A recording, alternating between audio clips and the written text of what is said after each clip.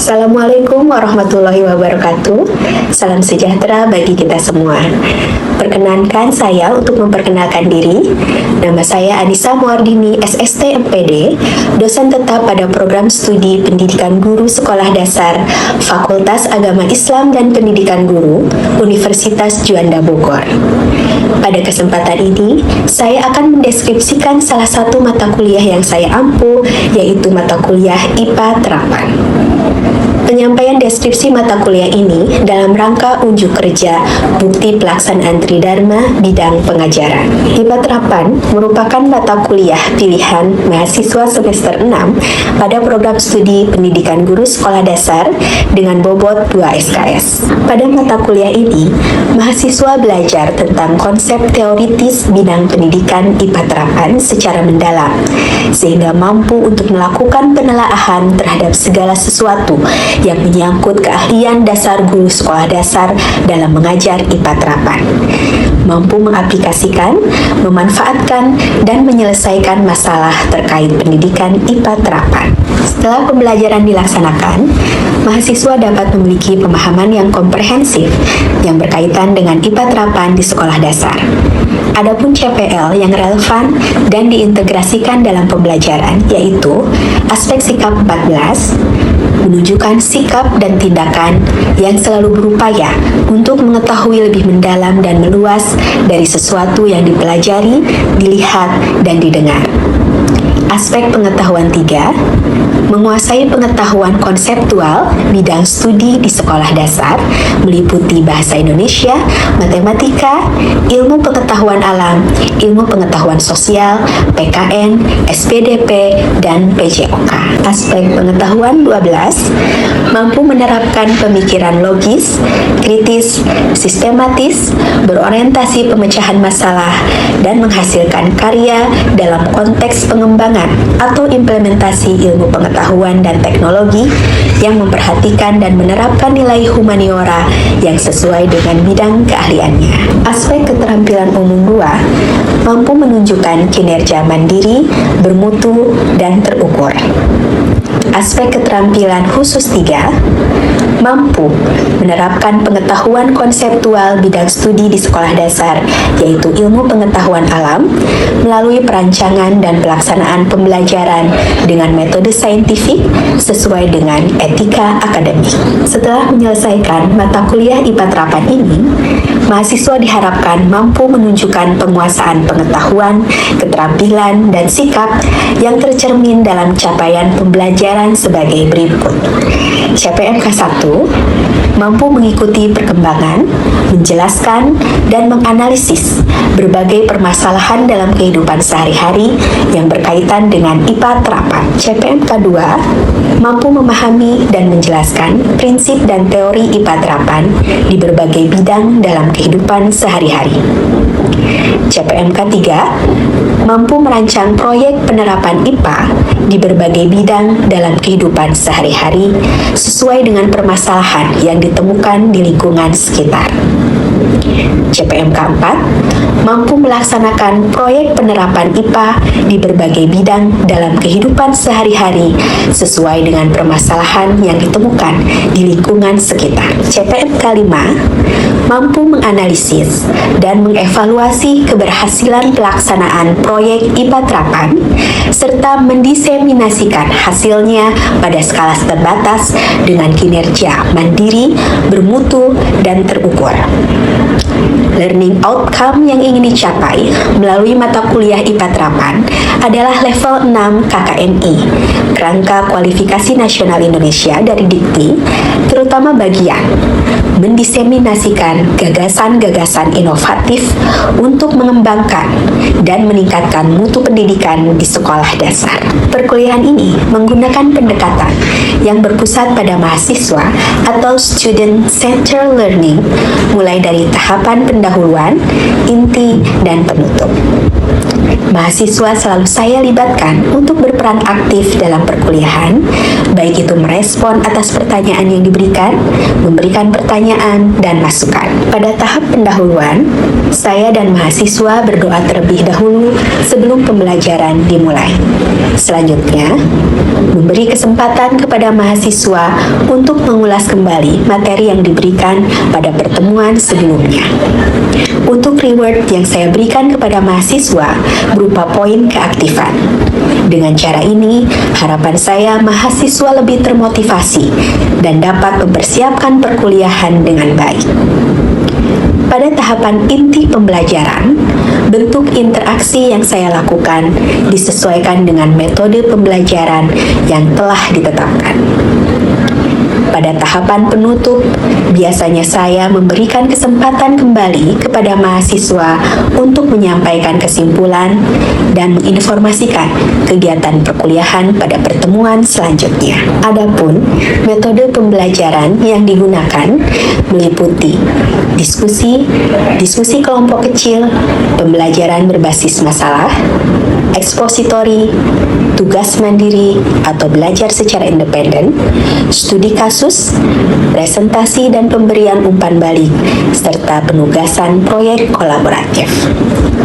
Seluruh metode tersebut digunakan sebagai sarana bagi mahasiswa untuk memperoleh pengetahuan dan pengalaman dalam mata kuliah IPA terapan. Materi pembelajaran pada perkuliahan ini disusun secara sistematis untuk mendukung ketercapaian kompetensi mahasiswa. Adapun ruang lingkup materi pembelajaran sebagai berikut. 1. Habitat Selekta IPA terapan. 2. Model pembelajaran IPA terapan. 3. Air. 4. Sampah. 5. Industri. 6. Hidroponik. 7. Zat aditif.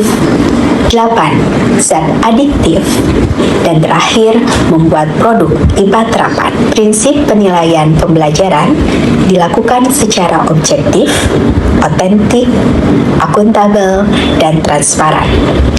Pada pertemuan pertama perkuliahan, selain menyampaikan rencana pembelajaran semester atau RPS, juga menyampaikan kontrak perkuliahan. Salah satunya menyampaikan komponen penilaian.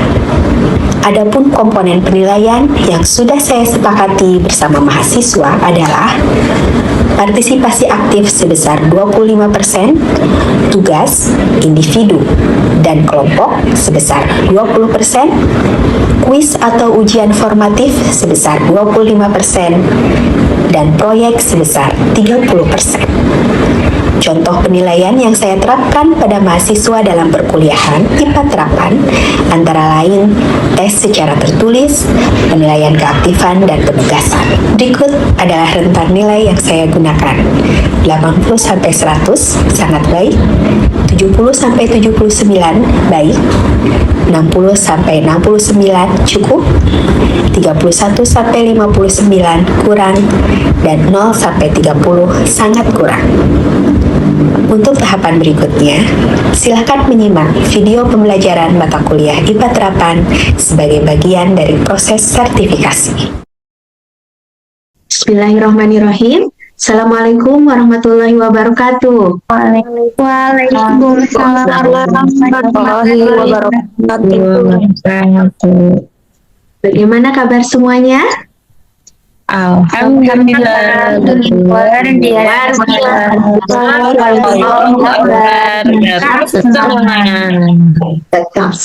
Baik, teman-teman, kita mulai perkuliahan kita dengan membaca basmalah bersama-sama. Bismillahirrahmanirrahim.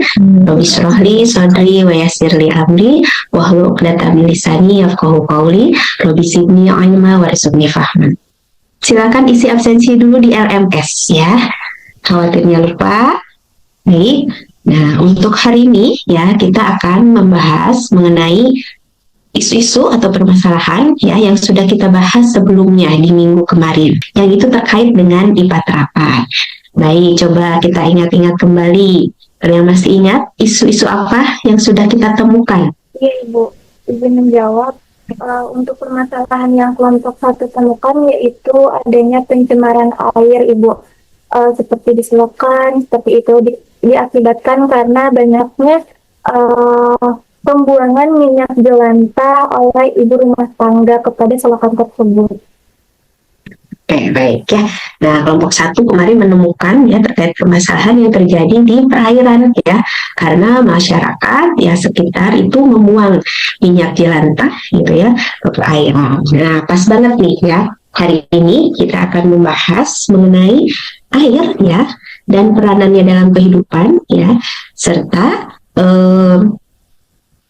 teman-teman kemarin juga sudah saya berikan PPT ya di LMS, mudah-mudahan sudah dipelajari ya terkait karakteristik air, bagaimana sifat fisiknya, sifat kimianya ya, kemudian bagaimana struktur molekul air itu ya, sehingga air itu keberadaannya ya menjadikan bumi itu sebagai tempat bagi kehidupan makhluk hidup. Kebayangkan gitu ya, kita kalau nggak ada air di rumah, aduh mandi pun nggak bisa gitu ya, minum pun misalnya terbatas ya, dan lain-lain. Baik, saya izin untuk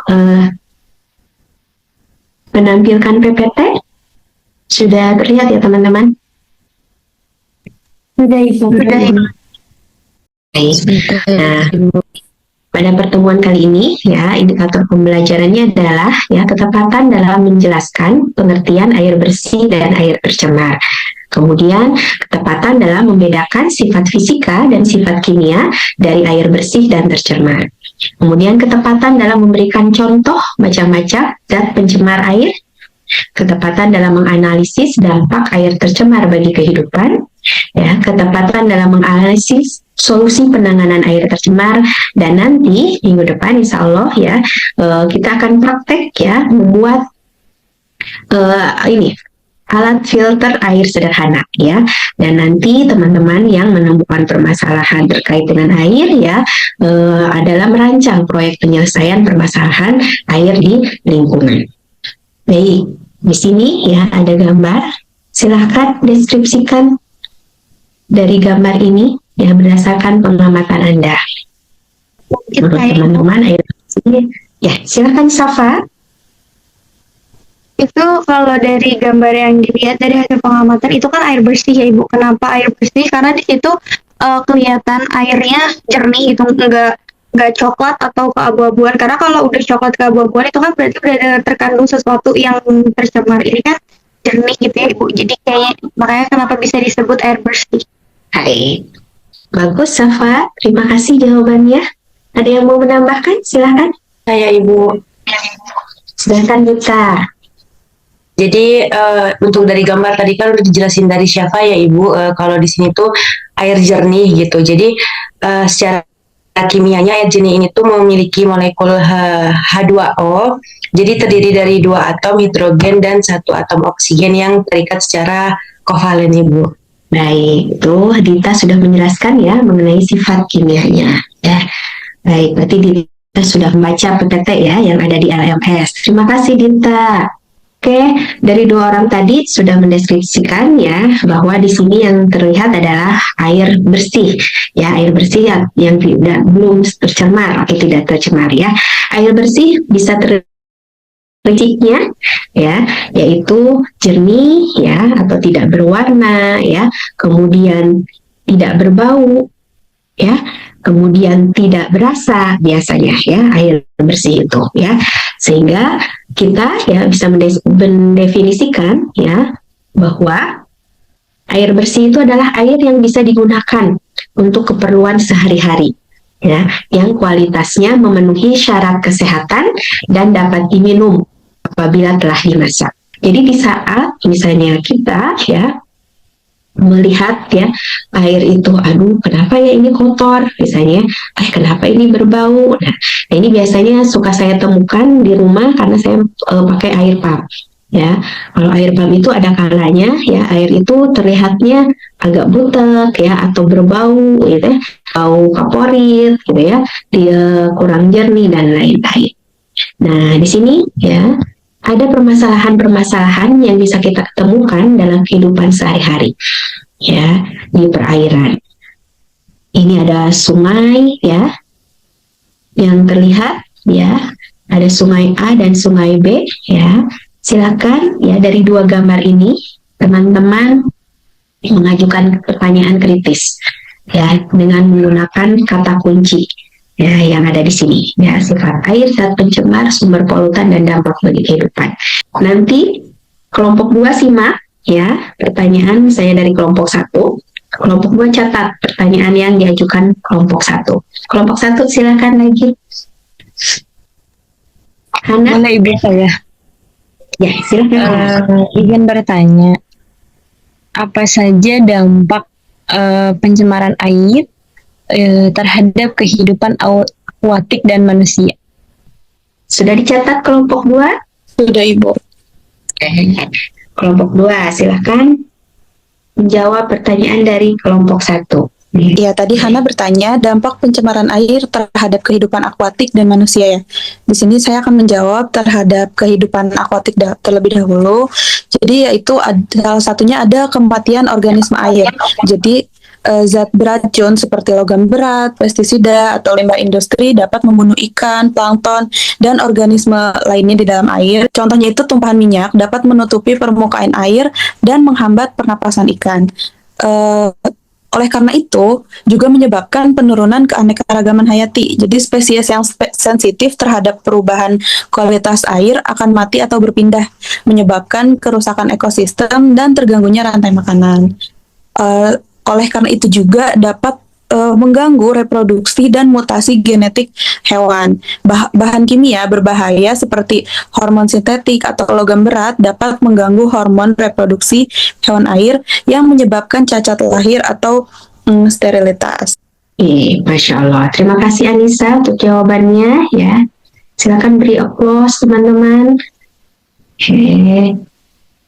Ya, tadi sudah panjang lebar ya terkait dampak ya dari perairan ya yang sudah dijelaskan oleh Anissa. Dan tadi Anissa menyebutkan ya dari minyak ya atau tumpahan ya dari limbah-limbah industri. Nah, itu bisa kita perkirakan kalau dari gambarnya adalah gambar yang di bawah ini. Ya, terlihat jadi perairannya banyak buihnya ya, berbusa ya, warnanya butek gitu ya untuk gambar yang di bawah ini ya. Pasti polutannya berbeda nih dengan gambar yang di atas. Kalau gambar di atas ini kita lihat ini sampah-sampah ini ya dari styrofoam ya, kertas ya, kemudian plastik ya, kemasan makanan, minuman ya, sehingga bisa kita prediksikan ya sumber polutannya berbeda antara gambar atas dengan gambar yang di bawah ya. Nah, gambar kedua, gambar pertama kira-kira sumber polutannya dari mana? Mungkin rumah tangga ya Ibu, udah pasti baru. Oke, betul Safa ya. Kalau dilihat dari jenis sampahnya yang ada di sungai ini ya, ini sumber polutannya adalah limbah rumah tangga. Nah, sementara yang di bawah ini ya adalah dari ciri-ciri fisiknya. Iya, betul Rahma ya. Jadi ini bisa kita prediksikan dari limbah industri ya, sehingga zat pencemar dari dua fenomena ini berbeda gitu ya sumber polutannya. Tentu saja kalau polutannya berbeda maka dampaknya pun akan berbeda gitu ya bagi perairan yang ada di sini ya, yang ada di sungai ini. Nah, kemudian kira-kira kalau untuk manusia nih ya, ini kan ceritanya ini sungainya di perkotaan, kira-kira apa dampak yang akan dirasakan? Pasti kan dari sampah yang menumpuk itu pasti menimbulkan bau ya Ibu. Itu pasti kan mengganggu kenyamanan di lingkungan itu juga. Terus yang pasti yang paling penting pasti bisa menyebarkan penyakit itu Ibu. Kalau sampah menumpuk itu buat lingkungan sekitar bisa. Terus belum lagi kalau misalnya menumpuk sampah kan banyak hewan-hewan kayak nyamuk dan lain-lain gitu. Nah, kalau nyamuknya itu bisa membahayakan kan juga. Jadi para penyakit itu juga. Betul sekali ya. Tentunya pasti akan menimbulkan ketidaknyamanan ya, bau ya. Kemudian kalau misalnya hujan deras ya, kemudian air melimpah meluap ya, jadi ini bisa menyebabkan banjir ya dan lain-lain. Sekarang gambar ketiga nih. Nah, Ini ya perairan yang ada indikasi ya dia terjadi eutrofikasi. Apa itu yang dimaksud dengan eutrofikasi? Jadi kalau eutrofikasi itu adalah proses pengayaan nutrisi, terutama nitrogen dan fosfor, pada suatu badan air yang menyebabkan pertumbuhan berlebihan tanaman air dan alga di perairan. Oke, bagus, terima kasih Syafa. Kira-kira zat pencemar ya atau polutan dari perairan ini apa nih? Kalau dilihat dari gambarnya seperti ini ya Bu, dari pupuk pertanian. Jadi ini sumber polutannya dari pertanian ya, karena memang ya eutrofikasi ini adalah kondisi di mana suatu perairan ini kelebihan nutrisi atau nutrien, biasanya fosfor ya, dan ini ya sumber polutannya dari limbah pertanian, di mana misalnya petani-petani ya menggunakan pupuknya secara berlebihan ya, sehingga tidak terserap secara maksimal di tanah gitu ya, akhirnya di saat hujan ya itu pupuknya mengalir ke daerah perairan ini. Akibatnya ya tanaman-tanaman air yang ada di perairan ini akan tumbuh subur. Nah di sini tuh nanti akhirnya kandungan oksigen yang ada di perairan ini akan menurun, ya akan menjadi sedikit ya. Akibatnya ikan-ikan ya hewan-hewan yang ada di sini kan kekurangan oksigen juga, dan akhirnya yaitu perebutan oksigen ya. Akhirnya ekosistemnya terganggu ya, banyak yang mati ya ikan-ikannya gitu ya.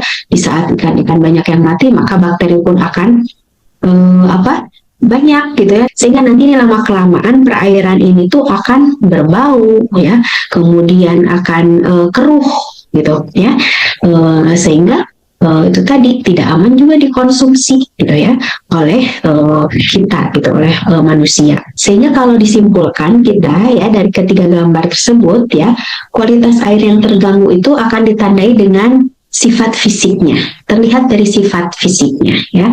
Berarti ada perubahan warna ya, perubahan suhu, perubahan bau, dan perubahan rasa ya. Di saat air itu sudah berbau misalnya ya, di saat air itu sudah butak, oh berarti menandakan bahwa air tersebut tercemar ya. Kemudian yang kedua indikator fisik kimianya. Nah ya, indikator kimia, perubahan tingkat keasaman pH, kandungan oksigen terlarut ya, DO-nya rendah, dan biasanya air mengandung logam berat seperti merkuri, timbal, sianida, dan juga kandungan nutrisi yang terlarut di dalam air itu tidak seimbang ya, nitrogen, fosfor, dan karbonnya tinggi ya, seperti yang terlihat di fenomena gambar yang ketiga tadi ya, eutrofikasi. Kemudian dari sifat biologi air. Nah, keberadaan makhluk hidup yang hidup di suatu perairan juga dapat digunakan untuk mengetahui adanya pencemaran air. Seperti keberadaan fitoplankton dan zooplankton itu mengindikasikan kondisi air itu bersih, gitu ya. Kalau masih ada organisme kecil tersebut, ya. Kemudian tingginya jumlah protozoa, bakteri dan virus menunjukkan bahwa perairan tercemar, dan juga banyaknya tumbuh tanaman eceng gondok menunjukkan bahwa perairan tersebut tercemar. Nah, sehingga ya kita dapat asumsikan ya sumber pencemaran air itu ya bisa dari limbah pertanian, ya bisa dari limbah rumah tangga, dan bisa dari limbah industri.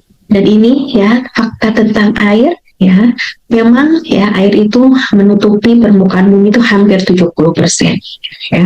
Bahkan tubuh kita sendiri pun gitu ya 70% lebihnya itu adalah dari air gitu. Sehingga makanya ya makhluk hidup itu tidak bisa hidup tanpa air. Ini gambar di sini ya, gambar di atas ini adalah peta persebaran jumlah cadangan air tawar dari sumber air di Indonesia. Bisa terlihat warna merah itu yang mengindikasikan cadangan sumber air berada dalam kondisi kritis. Ya, sedangkan yang warna hijau itu mengindikasikan cadangan sumber air berada dalam kondisi yang masih aman dan terjaga. Nah, kira-kira nih yang warna-warna merah ini ya, kenapa teman-teman bisa kita katakan kondisinya kritis? Salah satu penyebabnya adalah bisa jadi karena jumlah penduduknya yang sudah banyak, sehingga di sini kebutuhan akan airnya pun akan tinggi. Ya, di saat populasi tinggi, populasi manusia tinggi pun ya akan menyebabkan jumlah limbah atau polutan yang dihasilkannya pun akan tinggi juga gitu ya. Sehingga di sini memang untuk kota-kota besar ini harus bijak gitu ya dalam penggunaan air, harus berhemat dan harus menjaga ya, menjaga dan menyelamatkan serta melestarikan ya sumber-sumber air. Nah, kira-kira ya bagaimana usaha kita untuk mencegah? Tidak membuang sampah ke sungai, Ibu. Betul. Ya, lainnya ya, tidak membuang sampah ke sungai. Apalagi Mengurangi pemakaian sampah plastik yang berlebihan, sampah-sampah yang berlebihan. betul ya, mengurangi ya penggunaan ya sampah ya atau plastik, mengurangi penggunaan plastik ya dalam kehidupan kita. Kalau belanja makanya bawa ya kantong sendiri. Apalagi nih? Menggunakan produk ramah lingkungan, Ibu. Betul, menggunakan produk ramah lingkungan. Nah, contohnya apa nih, Wafa? Pilih sabun, sampo, dan deterjen yang sifatnya tuh mudah terurai, Ibu.